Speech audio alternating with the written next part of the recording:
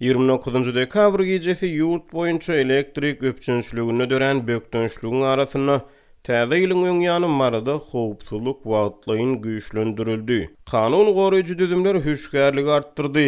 Iri magistrallaryň ugrundaky postlary birnäçe hukuk goraýjy işgär, şol sany ýerleri ýaragly eskerler ýerleşdirildi. Ýaragly eskerlere degişli hüşgärlik elektrik öpçünçlügi ýoly goýulandan soň ertesi günü ýatyryldy. Olar ýerden sagat 6 töwereklerini ýyllaryna öz harby bölümlerine uradyldy. Bularyň jikmejikligi barada Azatlyk radiosynyň habarçysy habar berýär. Mara welaýatyna 29 dekabrda agşam sagat 9 töwereklerini tuğa göçdi. 30 dekabr günü daňdan sagat 3-de elektrik öpçünçlügi gaýtadan ýola goýuldy. Azatlygyň beýleki habarçylary tuğa öpçünçligindäki böktönçlügiň şol güýje yurdun beýlik regionlaryna da, şol sany Lewapda, Daşowda, Paýtagat, Aşgabatda we onuň töwereklerine de ýüze çykanlygyny habar berdiler. Habarçynyň maglumatlaryna görä 29 dekabrda toga çönen 1 sagat töweregi soň agşam sagat 10:30-da Mara Bayramaly awtoýolunyň ugruna polisiýa hüşgärligi artdyrdy. Polisiýanyň esasy gödegçilik nokodyna howpsuzlyk güýçläriniň ýangyn söndürjü gullugyň işgärlerinden we polisiýa işgärlerinden düzülen 10-12 kanun goraýjy işgär. Şeýle-de elleri ýaragly 4 esker çykaryldy. Harby wagtda adamlar sürüjüleri saklap ulaglardaky ýolagçylary barlady. Nire barýan, nireden gelýän diýip sorag etdiler. Adamlara göni öýlerine barmak tawşyryldy diýip bir ýerli ýaşaýjy gurrun berdi.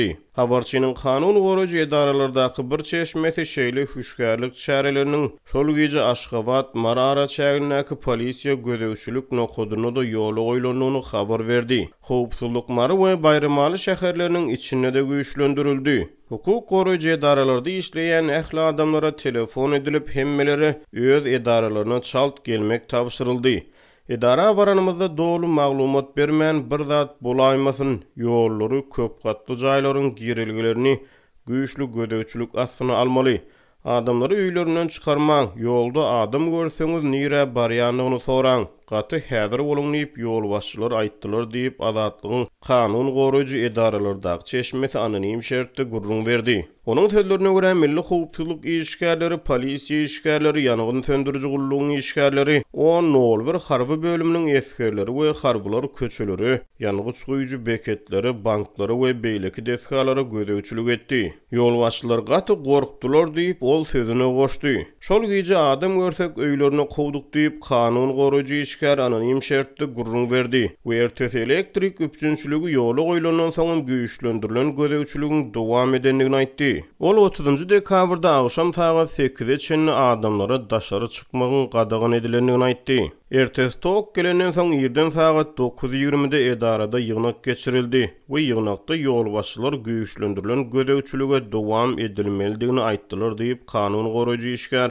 30 dekabrda da berk gödegçiligiň talap edilenligini, özlerine 4-5 ýanwar günleri diňe almagy ruhsat berilenligini gurrun berdi. Onuň sözlerine görä 30 dekabra geçilen gece elektrik öpçünçligine böktönçlügiň döremegine Mara Gresde ýerleşýän iri elektrik stansiýasynyň bir blogynyň hatardan çykmagy sebäp bolupdyr. Şol sebäpden tuğa göçüpdir. Bir blok ýanyna adam ýetkileriniň hem bolanlygy barada habarlar bar. Ýöne anyk san aýdylmaýar diýip çeşme gurrun berdi. Habarçynyň çeşmelerden alan maglumatlaryna görä kanun goraýjy edaralaryň ýol başçylary elektrik stansiýasyna dören näsarlygyň bilkaslaýyn edilen bolmak ähtimallygy barada şüphe bildirýär. Şol sebäpden biz sizi öýüňizden iş ýeriňizde çağırdyk diýip ýol başçylar aýtdylar diýip kanun goraýjy çeşme gurrun berdi. Onuň maglumatlaryna görä toga üçin gijesi ýollara çykarylan elleri ýaragly eskerler 30 dekabrda ýerden sagat 6-da öz harby bölümlerine uradyldy.